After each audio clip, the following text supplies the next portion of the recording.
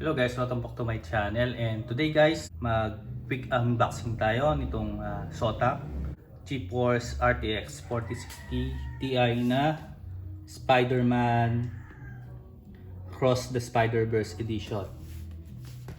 Okay, napakaganda ng box and nakaka-excite siya na i-unbox.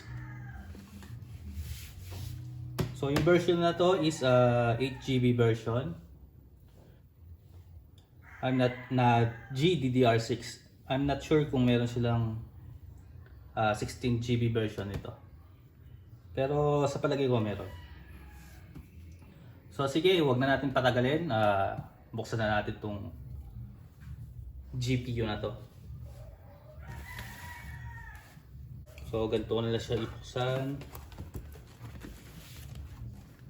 Actually, nakat ko na siya kanina. Pero hindi ko pa siya nabuksan. Kaya pakita ko muna sa inyo yung box kasi napakaganda ng box niya.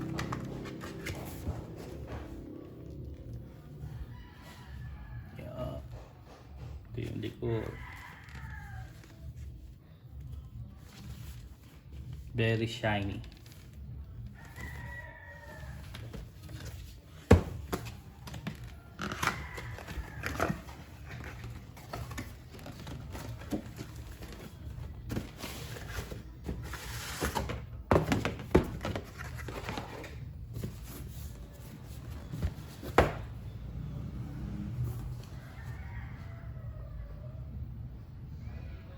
Power the hero in you. Ang ganda nung pagka-packaging talaga. Premium na premium yung dating. So may logo siya ng rin siya ng Zotac dito.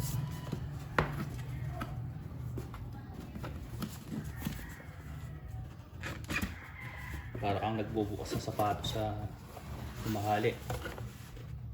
Oh, ang ganda. Kita ba? Yeah. So dito meron siyang sticker. So iba-ibang klaseng sticker. Meron siyang 2, 4, 6, 8 na sticker na meron siyang pink, meron siyang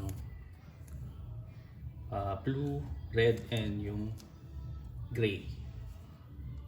So depende na lang sa taste mo kung ano yung magugustuhan mo na idikit sa rig. So napakaganda.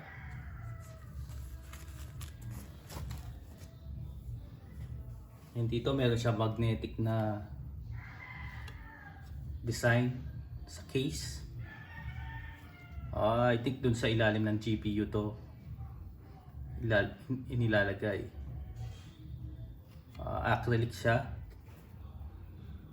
Okay, so mamaya ilagay natin. Try natin siyang ilagay. Pero medyo malaki.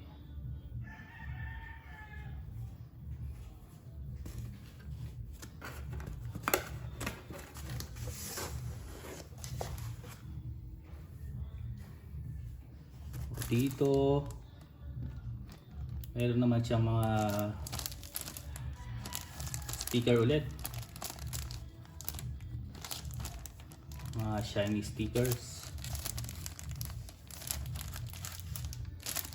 Medyo madami rin.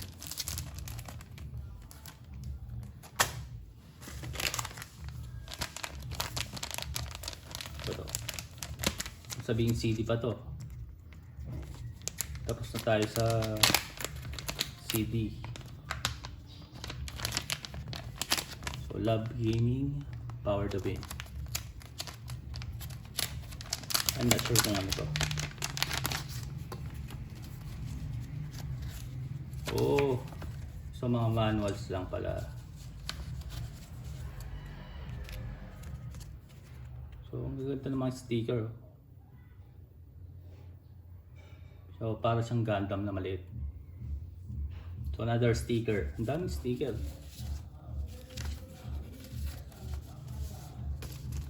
So manual and sticker. Saan pa ba natin to? Sige, for the view naman. For the view. So natin itong mga daming sticker. So yan, sticker. Dami.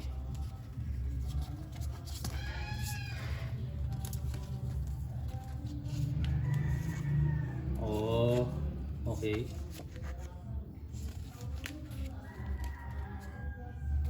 So, ang daming sticker na kasama. So kasi nga comic to. So ganyan talaga yung ano na comic. Ako kulay.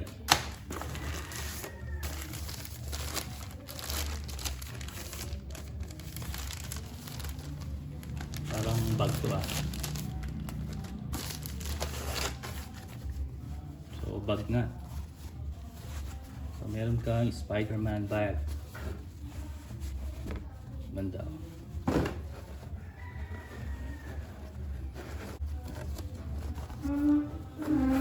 Ang ganda. Saan ka pa? Mag-previous ka ng ganyan. And nailap na tayo sa mismong card. So, bilib ako dun sa packaging nito. Napaka-secure.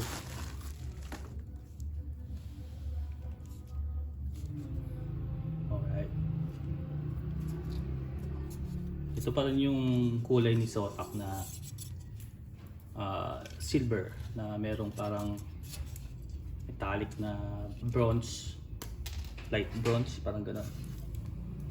Meron siyang isang HDMI port, yung regular na HDMI port, then tatlong display port. So tatlong display port. Okay. And powered siya na 8 pin. Okay. So napakagandang card din. And alam ko umiilaw to eh. ARGB na rin to I think. Sige, try natin siyang isukatan. Kuha ko ng measuring tape para makita nyo yung actual na size. Okay.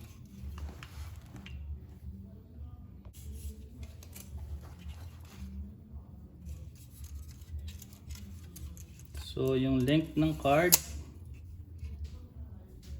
is around 9 inches. So napakagandang card. So mamaya ilalagay natin siya sa system unit and tignan natin kung ano yung itsura niya. Okay. And ito na yung Zotac RTX 4060 Ti natin na Spider-Man Across the Spider-Verse edition. Okay.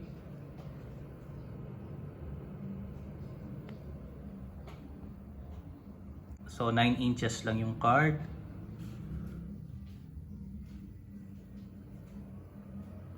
And yung lightings nito, according dito sa box niya, pwede natin siyang makontrol using Spectra software. Okay. Pwede natin i-customize yung kulay.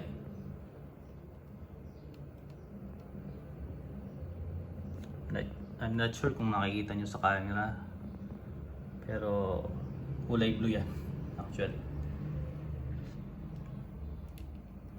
And sa case, ang gamit kong case dito sa system unit na to is yun pa rin yung Techwear natin na M2 Air. And try naman natin ilagay ito. So actually medyo malaki siya, and yung Techwear ko kasi na M2 is medyo maliit yung dito. So I think hindi siya magkakasya. So pwede naman. Kasya naman siya. Okay.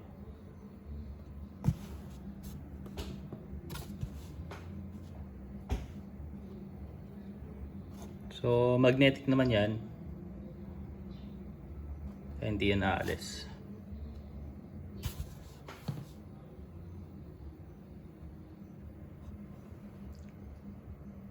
So I think hanggang dito lang tayo guys, and Kung nagustuhan nyo man yung quick unboxing natin, please click the like button.